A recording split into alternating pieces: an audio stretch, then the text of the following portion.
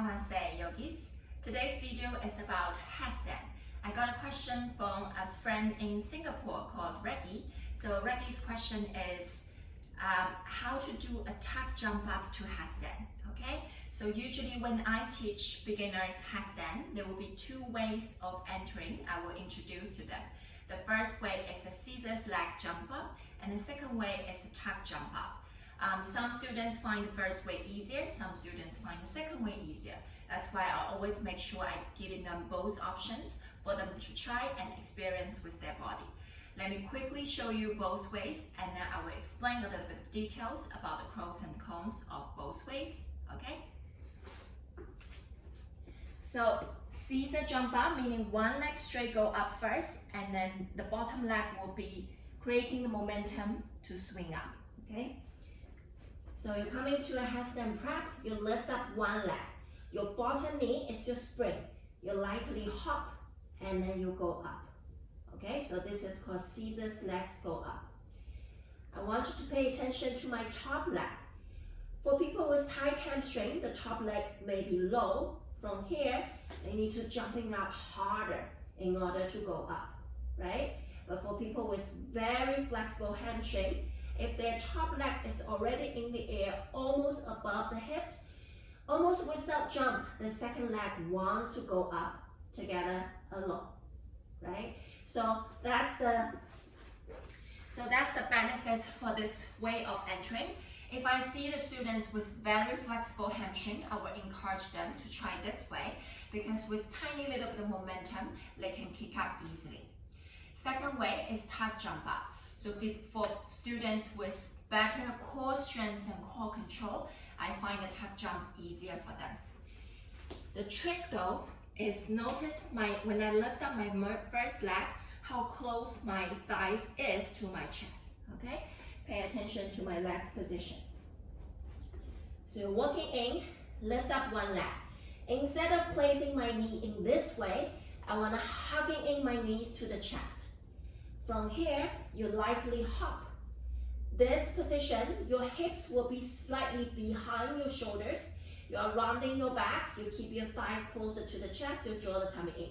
From here to go straight headstand, you need to moving the hips slightly forward so that the hips is stacking above the shoulders. And then from here, you come into the full headstand position. Okay? So hips slightly behind the shoulders, rounding your back. Upper back, mid back, and lower back. As you go to straighten, the lumbar spine will get back to neutral. Your hips will slightly go forward so that it's stacking above the shoulders, no longer behind. Okay? Good. So now you know for the tuck jump up, it requires a little bit better core engagement. Let's do some simple drills and then we'll try it again and then see if that helps you. Okay? So coming to a bow pose. I always find it hard to demo headstand while keep my hair tidy. So excuse me if my hair looks a little bit crazy right now. Sitting behind the tailbone, lift up the knees, lift up the feet, and then reaching your arms forward. I want you to think about posterior tilt for the pelvis. So draw the lower belly in, round your body into a C curve, and reaching your arms forward, okay? Imagine there's a block between your knees and your chest. You're hugging in that block. Hold it here for 5, 4, 3, 2, and 1. Slowly release. Very good. Now coming to a forearm plank position. I find forearm plank position the best warm up for the headstand because the shoulder position is in a very similar position, and you are engaging other parts of the body to help you find that stability. Okay? So you're coming to your forearm plank position.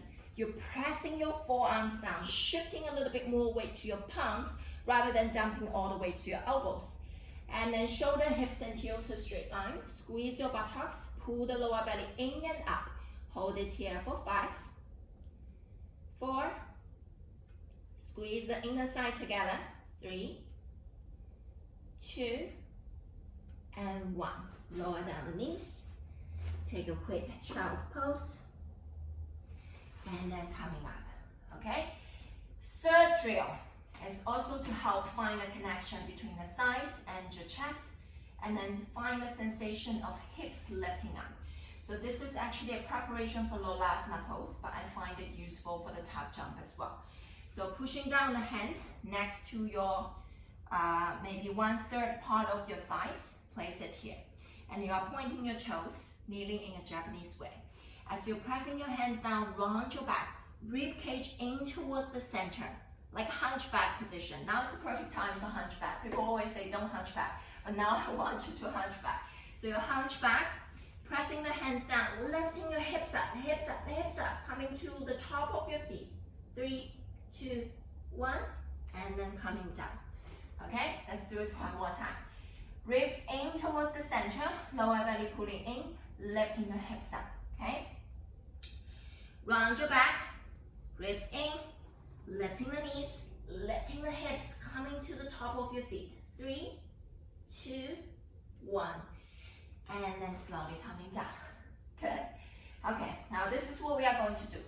You can kick up to scissors legs. You can kick up using scissors legs, but you cannot kick up using tuck, right?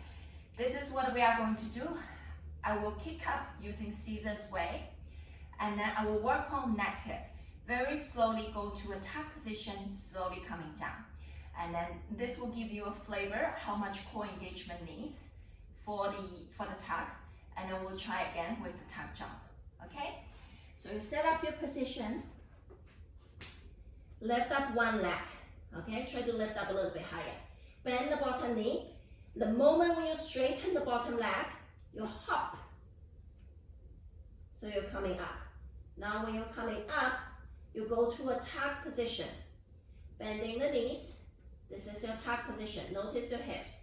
So from here, hips stacking above the shoulders, to here, hips slightly behind the shoulders, and the pelvis position change from neutral to a posterior.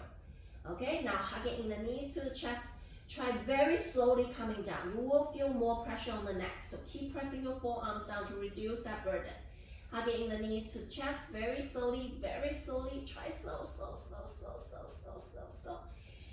Land it with control. And take a quick chest pose.